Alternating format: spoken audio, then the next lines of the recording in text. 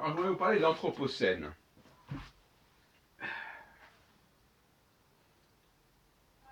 C'est une question que je commence à aborder, qui n'est pas encore totalement maîtrisée, mais je pense que mon travail s'inscrit dans l'Anthropocène. C'est-à-dire que nous dépendons d'un Dieu, entre guillemets, créateur, qui n'est pas le Dieu originel de la Bible, au sens où on entend la Bible, parce que pour moi, dans la Bible, il y a autre chose que ça.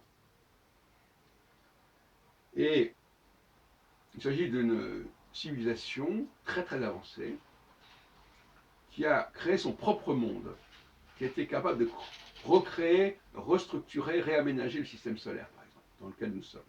De réaménager notre propre programmation, notre propre mode de fonctionnement par rapport notamment justement à des repères cosmiques. Et je dis que c'est dans l'Anthropocène, si on en prend le mot anthropos, non pas pour désigner uniquement notre humanité, mais pour désigner toute humanité qui serait issue d'une très longue évolution.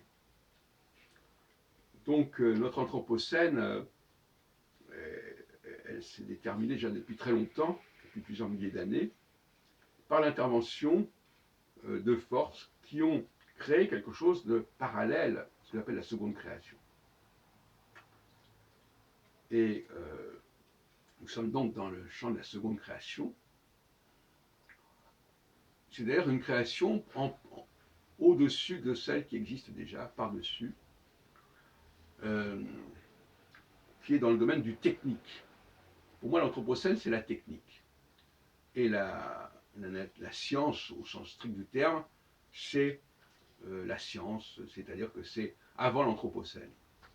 Donc tout ce qui est de l'ordre de la technique, de la construction, de l'élaboration, et non pas seulement de quelque chose qui se développe comme ça de manière aveugle, si on peut dire, c'est l'Anthropocène.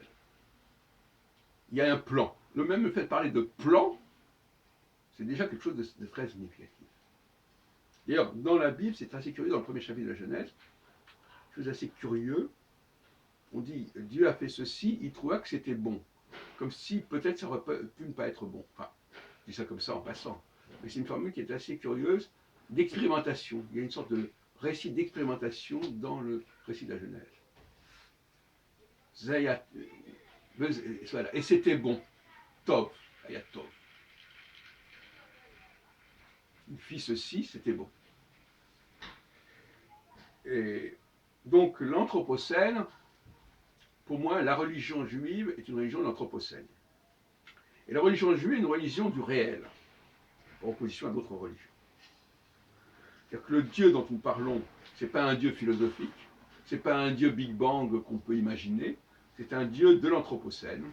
C'est-à-dire que c'est un Dieu qui a une réalité, qui a construit des choses, et on peut étudier son œuvre. Et son œuvre, ce n'est pas la nature dans son ensemble, c'est une construction très précise qui intègre notamment notre société, notre humanité à nous, et le cosmos en rapport avec nous. Pas le cosmos dans sa totalité, évidemment, c'est ridicule, mais un petit cosmos, un microcosmos.